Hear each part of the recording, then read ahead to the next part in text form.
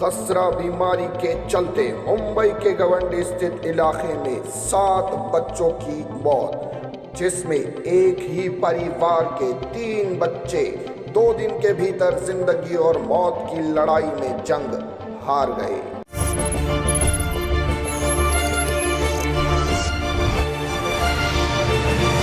आप देख रहे हैं लाइव 13 न्यूज, हर खबर सच के साथ। अस्सलामु अलैकुम नाज़रीन, मैं हूं सिराज शेख और आप देख रहे हैं लाइव 13 न्यूज़ HD, हर खबर सच के साथ। मीडिया पार्टनर जागरूक मुंबई हिंदी न्यूज़। दोस्तों, जैसा कि आप सब जानते हैं, पूरे मुंबई भर में खसरा बीमारी और रूबेला बीमारी ने अपने पैर फैला दिए हैं। इस बीमारी से संक्रमित बच्चों की संख्या दिन ब दिन बढ़ती जा रही है। कुछ दिन पहले के आंकड़े ये बताए जा रहे हैं कि जिसमें पूरे मुंबई भर में 185 से जायद बच्चे संक्रमित पाए गए थे खसरा और रूबेला बीमारी से, और इन तमाम 185 बच्चों में 8 बच्चों की मौत हो चुकी थी। उन 8 बच्चों में एक बच्चा केवल मुंबई के बाहर का था और 7 बच्चे गवंडी स्थित इलाके में पाए गए थे जिनकी मौत हो चुकी है। और इन 7 बच्चों के अंदर सबसे गौरतलब बात यह है कि एक ही परिवार के 3 बच्चे जिंदगी और मौत के बीच चल रही लड़ाई में जिंदगी की जंग हार गए और इस दुनिया फ़ानी से कूच कर गए। परिवार से हमने मिलने के बाद जब बातचीत की, उनके घर का मुआयना किया, तो पता चला कि जिस गवंडी स्थित इलाके रफ़ीक नगर के बाबा नगर में जहां वो रहते हैं, केवल उनके घर से 5 या 10 कदम की दूरी पर गवंडी की सबसे बड़ी गटर की पाइप लाइन यहाँ से गुजर रही है। गटर यहाँ से गुजर रहा है। ये वीडियो में आप देख सकते हैं कि जिस घर में वो बच्चों का इंतकाल हुआ था, जो बच्चों की मौत हुई है, उनके घर से केवल 10 कदम की दूरी पर ये आप जगह देख सकते हैं। कितनी गंदगी है यहाँ पर, किस कदर बदबूदार जगह है। यहाँ जाकर वीडियो शूट करना हमारे लिए, हमारे संवाददाता के लिए मुश्किल बन रहा था, लेकिन वहाँ पर भी परिवार रहते हैं। जब इतनी गंदगी में अगर लोग रहते होंगे तो उन्हें पता नहीं किस किस तरह की बीमारियों से आए दिन जूझना पड़ता होगा। डेंगू, मलेरिया, टाइफाइड जैसी बीमारी, अब रूबेला और खसरा जैसी बीमारी के चपेट में आते होंगे यहाँ पर रहने वाले। प्रशासन आखिर खामोश क्यों है? कि यहाँ बाउंड्री लाइन क्यों नहीं बनाई जाती? इन तमाम चीज़ों को देखते हुए जब हमने उन पूरे इलाके का मुआयना किया तो बहुत गंदगी इस इलाके में पाई गई है। और उस परिवार से जब हमने मुलाकात की जिनके घर में एक ही परिवार में 3 बच्चे, 27 अक्टूबर और 26 अक्टूबर के दिन 2 बच्चे और 27 अक्टूबर के दिन एक और बच्चे इस दुनिया फ़ानी से चला गया। ये वो घर है जहां पर रहने वाले 3 बच्चों का इंतकाल हुआ। एक हसनैन और एक नूरैन और एक अली नाम का इस बच्चा इस दुनिया फ़ानी से चला गया। ये कब्रें जो इस वक्त दिखाई जा रही है, उन्हीं 3 बच्चों की कब्र है जो कि गवंडी के कब्रस्तान, रफ़ीक नगर के कब्रस्तान में इन तीनों बच्चों को दफना किया गया। परिवार उम्मीद पर है कि सरकार से ज़रूर कोई मदद आएगी या कोई मदद का हाथ उनके घर वालों की तरफ ज़रूर बढ़ाया जाएगा। नाज़रीन, इस पूरे मामले में जब हमने उन बच्चों के पिता से बात की तो उनका क्या कहना था, आप देखें अपनी उसकी एक स्पेशल रिपोर्ट कि किस तरह से बच्चों को सरकारी अस्पताल में ट्रीट करा गया, उनका इलाज कैसे कराया गया। इन तमाम बातों पर हमने उन बच्चों के पिता से बातचीत की थी और उनके पिता के क्या तासुरात थे, इसकी एक स्पेशल रिपोर्ट देखें आप अपनी स्क्रीन पर। अस्सलाम वालेकुम नाज़रीन, मैं हूं सिराज शेख और आप देख रहे हैं लाइव 13 न्यूज़ HD, हर खबर सच के साथ। मीडिया पार्टनर जागरूक मुंबई हिंदी न्यूज़। दोस्तों, जैसा कि आपको पता होगा, पूरे मुंबई भर में खसरा और रूबेला जो है वो अपने पैर पसारे जा रहा है। आज के अखबार की भी ये खबर है कि पूरे मुंबई भर में 180 मरीज पाए गए हैं और जहां पर 180 मरीज पूरे मुंबई भर में पाए गए हैं, वहीं 70% गवंडी, मुंबई के गवंडी इलाके में, जी हाँ आपने सही सुना, मुंबई के गवंडी इलाके में 70 से 80% मर्ज जो है रूबेला और खसरा के इसी इलाके में पाए जा रहे हैं। और इसी इलाके के अंदर जो अब तक की 8 मौतें खसरा और रूबेला के मर्ज से हुई है, उसमें से 7 मर्ज गवंडी से पाए गए हैं। 7 लोगों की मौत जो हुई है, 7 बच्चों की मौत जो हुई है, वो गवंडी के इलाके में हुई है। और उसी 7 में से 3 बच्चे एक ही परिवार के इस दुनिया फानी से चले गए। एक घर में 3 बच्चों का इंतकाल हुआ है। उसी बच्चे के पिता, उनके वालिद इस वक्त मेरे साथ मौजूद हैं।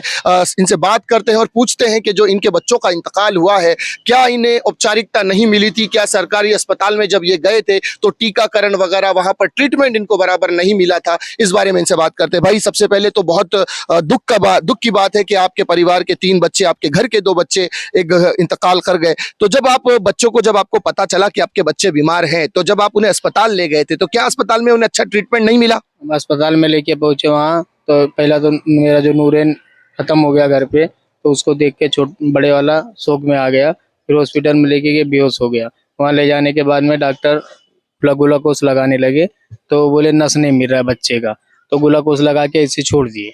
अब रात में मतलब सुबह 11 बजे उसको एडमिट किए, और रात में 1 बजे के टाइम पे दूसरा डॉक्टर आया और बोलता ग्लूकोस बच्चे को नहीं चढ़ रहा है, ग्लूकोस नहीं चढ़ रहा है। फिर वो निकाला, बोला ग्लूकोस वहां से सुबह से चढ़ ही नहीं रहा है, यहाँ से लगाना पड़ेगा। तो भी मैं साइन करके दिया, मैं बोला ठीक है लगा दो, मेरा बच्चा बचना चाहिए। लगाया और मेरे को साइन किया, मेरे को बाहर भगा दिए, बच्चे को लेके आए, ग्लूकोस लगा के सुला दिए। ठीक है, उसके बाद में फिर 2:30 बजे के टाइम पे उसको मुंह से ऐसा कीड़ा निकला, तो कीड़ा जो अपना क्या बोलते क्रीम निकला। तो मुंह पे एक सूजन था, एक सूजन डॉक्टर बाजू में रख के और वो क्रीम का फोटो खींचने लग गई, और बच्चा देखा, हंसा और सांस फूलने लग गया, और उन लोग सब फोटो खींच रहे क्रीम का। बच्चा मेरा चले गया ऐसा। तो ये किस अस्पताल में हुआ? कहाँ पर लेके गए थे? राजावाड़ी में। और फिर उसके बाद फैजल अली का तबीयत खराब हुआ। फैजल अली को वहाँ लेके पहुंचे, तो रात में 1 बजे के टाइम पे, तो उसको पसली मार रही थी और खांसी सर्दी था। उसके बाद में एडमिट किए, ग्लूकोस लगा दिए। उसे के आधे घंटे बाद में वो बोले उसका कब जमा है, कब निकालना पड़ेगा। कब निकालने में पाइप से कब निकाल रहे थे, 2 दांत भी तोड़ दिए उसका बच्चे का। उसके बाद में फिर पाइप डाल के छोड़ दिए। हम लोग को नजदीक आने दे, सीधा बाहर जाओ, इधर किसी की जरूरत नहीं है। फिर उसके बाद में ऐसे चल मतलब लगा के पाइप छोड़े 5 बजे तक, फिर चालू था, पाइप लगा हुआ था। सुबह दूसरी डॉक्टर आती है, उन लोग को पाइप निकालती है, बोलती पाइप बराबर नहीं लगा है। निकाल के 3 बार ऐसा निकाली, लगाई, चौथी बार लगाने गई, बच्चा खत्म हो गया। मतलब पहले जो 3 मरतबा पाइप लगाए थे वो पाइप बराबर नहीं था, उसके बाद जो चौथी बार वो डॉक्टर ने बोला कि जो पहले पाइप लगाया था वो सही नहीं है। नहीं सही था, जो रात से लगा हुआ था, बोलती पाइप सही नहीं था ये बराबर, मैं दूसरा लगाऊंगी पाइप।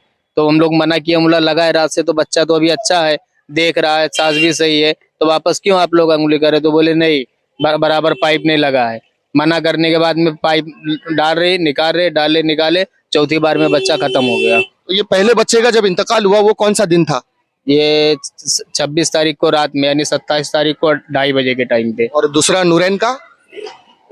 फजल अली का। अच्छा, फजल अली का दिन में 11 बजे हुआ 27 तारीख को, और नूरैन का तो घर में हुआ था। मतलब 26 तारीख और 27 तारीख को के दरमियान ही ये तीनों बच्चों का इंतकाल? हाँ, 27 तारीख को दिन में 11 बजे फजल अली का, और रात 27 को रात में ही 2:30 बजे हसनैन का, और 26 को दिन में 11 बजे नूरैन का। अब जो आपके बच्चों का इंतकाल हो गया है, आप क्या चाहते हैं कि हमारे चैनल के माध्यम से सरकार, प्रशासन सतर्क हो और सरकारी कोई मदद आपको मिले? आप क्या चाहते हैं सरकार से? मैं तो ये चाहता हूँ कि सबसे पहला तो राजावाड़ी में कि मेरा बच्चा तो चले गया, लेकिन राजावाड़ी में ऐसा कार्रवाई करो कि डॉक्टर लोग को बराबर हर एक बच्चे को ध्यान दिए, क्योंकि मेरा चले गया बच्चा तो वापस नहीं आएगा, लेकिन दूसरे बच्चे को तकलीफ नहीं होना चाहिए।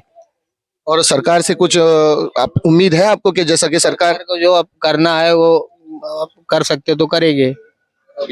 तो देखा नाजरीन, ये थे, आपका नाम भाई? अब्दुल रहीम खान साहब, जिनके घर के 2 बच्चे हसनैन और नूरैन, ये 2 बच्चों का इंतकाल हुआ। और इनके बगल में ही एक इनके भाई रहते हैं फजल अली, उनका भी एक बच्चे का इंतकाल हुआ है। तो एक ही घर के 3 बच्चे, एक परिवार के एक सदस्य के 3 बच्चे इस दुनिया फानी से चले गए। और कहीं ना कहीं इनका कहना है कि राजावाड़ी अस्पताल में इन्हें अच्छी औपचारिकता, अच्छा ट्रीटमेंट नहीं मिला, उसकी वजह से भी बच्चों ने अपनी जान गंवाई है। और प्रशासन से एक उम्मीद है कि सरकार कुछ इनकी माली इमदाद करें, क्योंकि गरीब है और रोजमर्रा की जिंदगी के लिए काफी जद्दोजहद करनी पड़ती है इन लोगों को। सरकार कोई ऐसा एक्शन ले कि जो अब तक के बच्चे, गवंडी में ये 7-8 बच्चों का इंतकाल हुआ है, सरकार, प्रशासन और इस इलाके के जो आमदार हैं, अबू आसिम आजमी साहब, इस इलाके के जो कॉरपोरेटर है आयशा फहद साहब, उनको चाहिए कि वो सरकार को लिखित रूप में दे और इनके लिए कुछ माली इमदाद की मदद कराएं, ताकि 1-2-5 लाख रुपए की इन्हें मदद हो, ताकि ये आने वाले वक्त में अपने जो बच्चे इनके अभी हैं उनकी अच्छी परवरिश कर सके, उनको अच्छी तालीम दे सके और गंदगी से बाहर निकल कर कहीं अच्छी जगह जाकर